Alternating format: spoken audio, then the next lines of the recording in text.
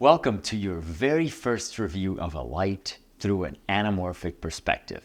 Today we'll be talking about Colbor CL220 and I'll show you how it delivers the key anamorphic traits. I'm using a Colbor light right now as my key light. In fact, 3 Colbors, with another one for the backlight and a third one just for this cool lens flare.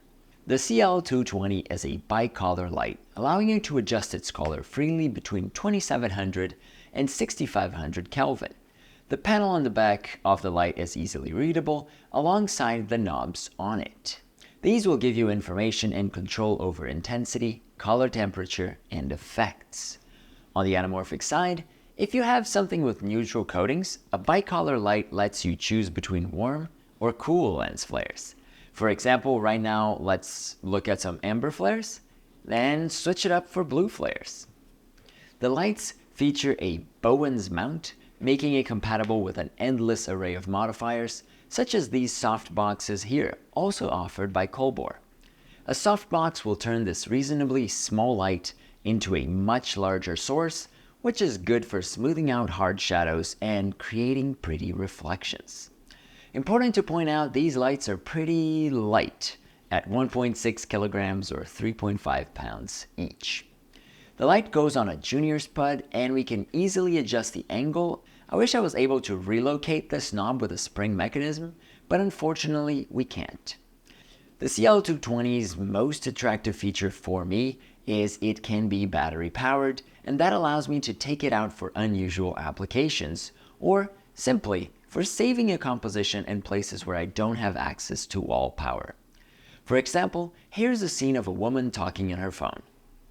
This is a night exterior, and I feel we're missing some important things. To fix that, we'll bring in a couple CL220s and V-Lock batteries. Colbor offers an accessory to mount the V-Lock directly to the light using these side rails. Anyway, back to the scene. We have effectively saved it, not only by separating the character from the background, but also by adding this dope lens flare here, which makes everything 1000% more exciting. One limitation about using a battery to power the lights is you can only go as strong as 50% intensity. And speaking of intensity, the CL220 gives you the option to change its intensity curve, with linear being the default setting. This makes it so every percent in brightness has an impact on the light output. The light has an active cooling fan that only turns on when the set is running hot, and you can adjust the fan setting in the menus. The CL220 is a bright 220 watts.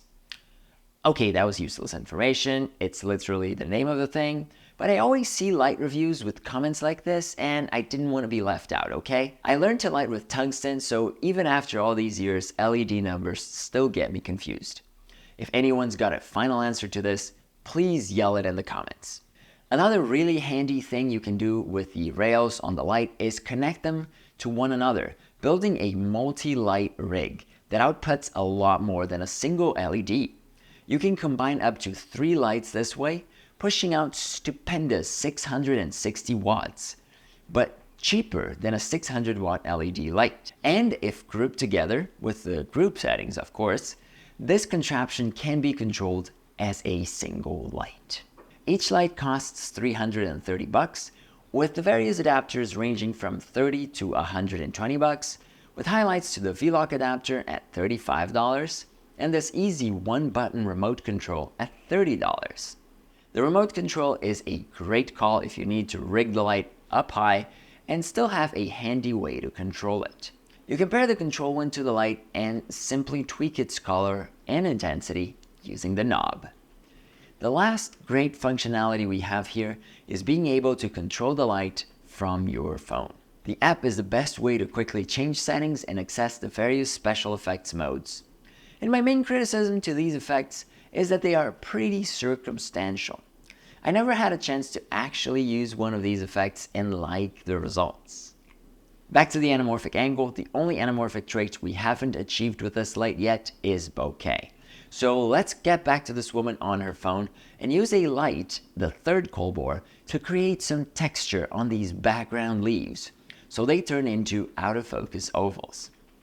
Overall, there is some room for improvement, especially regarding the build quality, because it feels solid, but it doesn't feel premium, with some really sharp edges, for example. Adding the rails to the lights also puts marks on them, and stitching them together felt like an awkward process for the first few times. On the upside, it's really neat to sync up the lights and have them work as a single source, plus the portability, V-lock power, and bicolor are all excellent features. That and the flexibility of controlling it through my phone makes me rate this light a 4 anamorphic adapters and 3 vintage lenses. Great find. What are your thoughts about Colbor CL220, and what would you like me to improve if I get into reviewing more lights? I can tell you I don't want to get too technical about it, so give me some creative answers in the comments, please. Thank you so much for watching, and I'll see you on the next one. Chit of Headaches, out.